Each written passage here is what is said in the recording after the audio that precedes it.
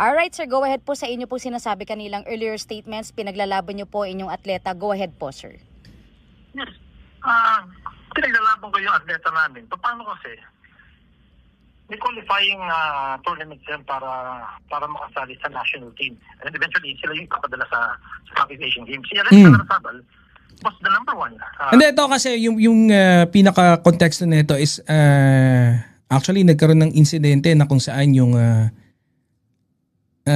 isa rin dun sa I think this is in Thailand, no?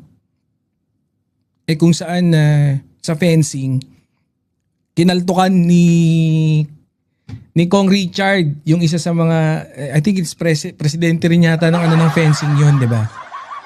Oh, yan. Check natin MSFA player. And pagdating nung laban niya the night before, bigla siyang tinanggal at ang nilipat ang tinalit yung pang number 4 na player. Para sa akin, for Larrazabal, that was her chance to compete in individual women's FA. And ito ninakaw na nila yung pagkakataon para makamedalya si Alexa. And we cannot turn back time. Imagine she will have to wait for another 2 years para lang makalaro siya ulit sa Southeast Asian Games. Doon ako talaga nagagalit. Kasi pag hindi makamedalya si Alexa sa caliber niya. Yun naman pala medyo nakakabwisit nga talaga yun. Ano nangyari? Bakit nga ganun? Para palang pinigilan. Hindi, medyo ako naintindihan ko na kung ba't medyo buwisit si Congressman Richard. Nakakabwisit nga naman yun. Lalo na kung talagang bata-bata niya yun, di ba? Hindi pinalaro, no?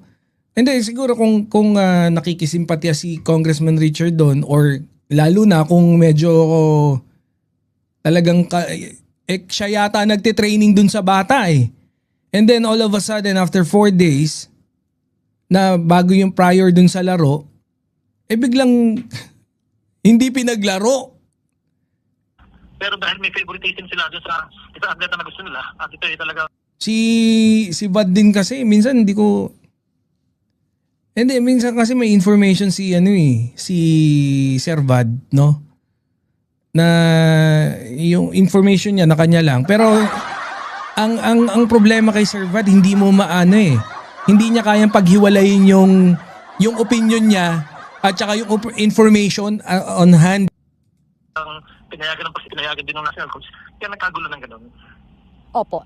May explain niyo po ba sa amin, Congressman, yung paano po tayo nauwi dito po sa may mga nasabi po tayo? Hindi pala na so hindi nagpa-practice.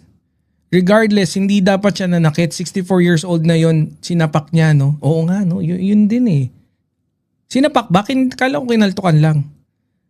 Pero yun lang din yung mali Although siguro okay na nabuisit siya, no? Para dun sa bata. Lalo na kung siya nagtitrain dun sa bata. Kaya lang, yun ang masama no? Nangaltok I think he's not entitled to do so. Kahit ano pa, no? And especially in public pa, no? Tapos senior citizen. 64 years old, kinaltokan. Wrong. Very wrong. Na hindi maganda. Paano po nagkaroon ng confrontation, Congressman? Marami talaga nasabi na hindi maganda dahil sa pangyayari. Sino ba naman may gusto na mawalan ng chance na makamedalya yung deserving na athlete? Talagang ikakagalit natin yung ganong patakaran at patakbo ng isang association like the Fencing Association. Yun ang sinabi ko doon kay Rinig Akuba. Sa ganong panahon na ako presidente ng Fencing Association, wala tayong ganyang gulo. Kung sino number 1 at number 2, sila yung maglalaro para sa individual sa tournament.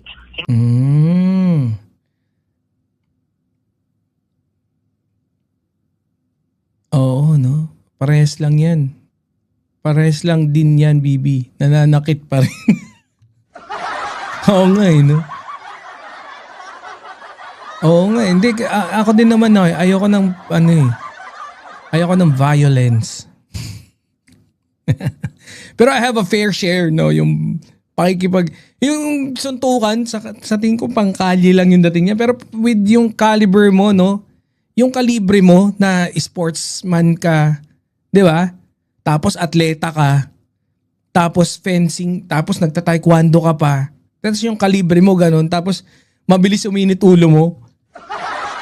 No, yung mananakit ka.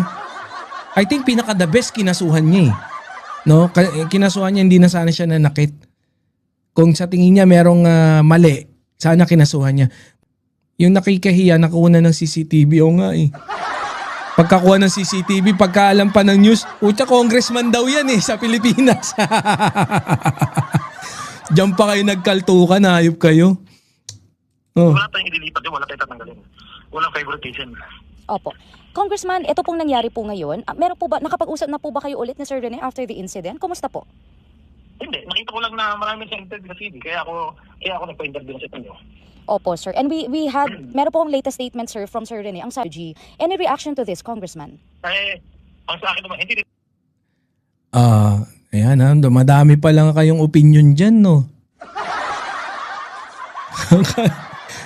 Papatutsadaan lang sana natin to, sabay diretso na tayo ron. Sabi ni Boss Jax, kahit magaling ka kung wala kang self-discipline, dapat palitan ka. I agree. I agree ba? Ang hirap kasi, bias ako dun sa walang self-discipline kasi ako din. Pero hindi. Sa tingin ko tama din naman yon. Kung talagang mapatunayan na hindi pala talaga nagpa-practice ng 4 to 3 months, I think that's wrong, no? Kasi marami tayong pwedeng i-assume. Most probably, baka nga pwede nating i-assume naging prima donna yung bata dahil magaling siya.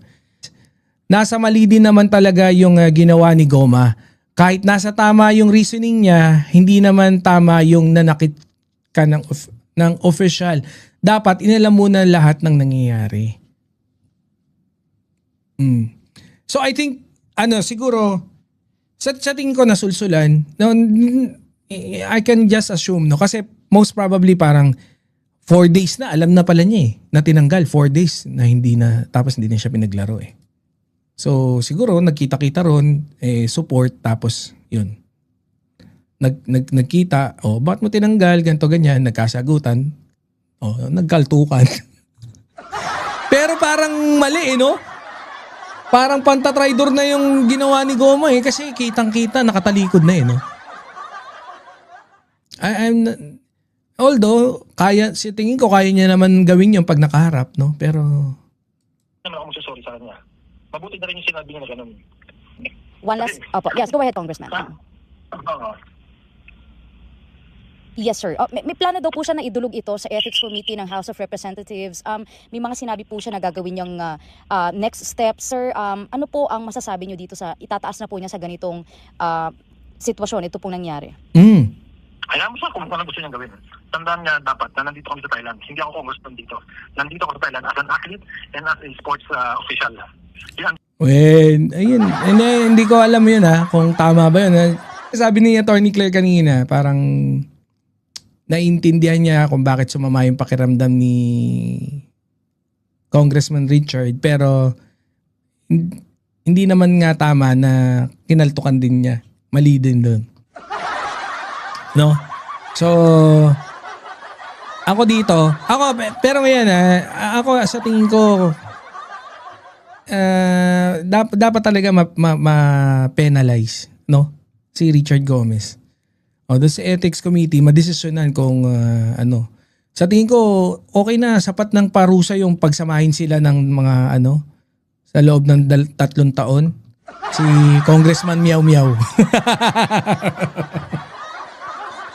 Magsama lang kayo.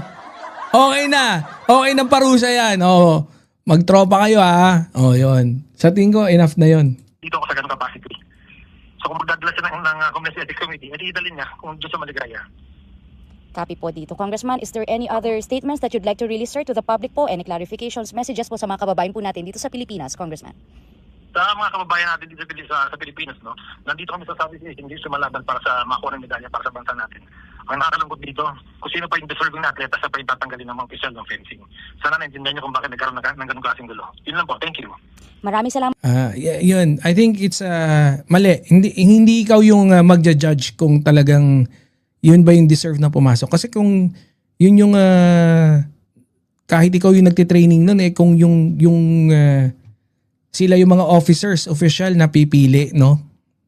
And sa tingin ko yung favoritism, partly may bintang na lang din doon. I think, so parang yun, medyo mali na yun, no?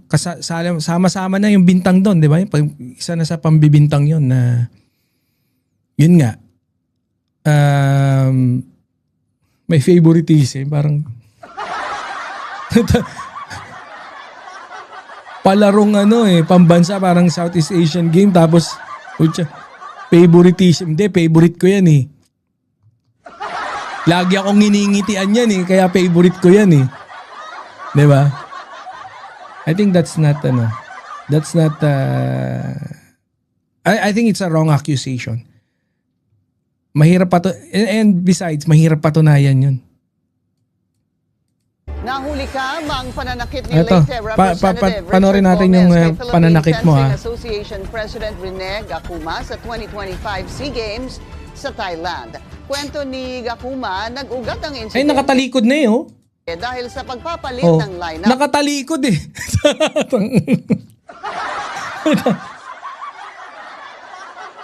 Grabe. Ay, mali. Yun ang mali, no? Maling-mali, no? Traidor mo siya. Hindi. Magaling din talaga sa fencing si di ba? Sports niya. Ni Goma. Oh, maayos to. Walang excuse yan si Gomez, kasuhan ng physical assault. Ng fencing team. Paliwanag niya, pinalitan si Alex Larazabal dahil na-miss nito ang training at late nakapag-submit ng travel documents. Si Gomez Ba't kaya patalikod? Ang tangkad din pala ni Ang tangkad din nung president ng fencing. Baka siguro kinabahan si Richard Gomez. Kaya pinatalikod muna, no? Committee Vice President Pero at kasalukuyang ang problema kasi sa public no? Mas malala pa itong ginawa ni Guanzon eh. Slander by deed!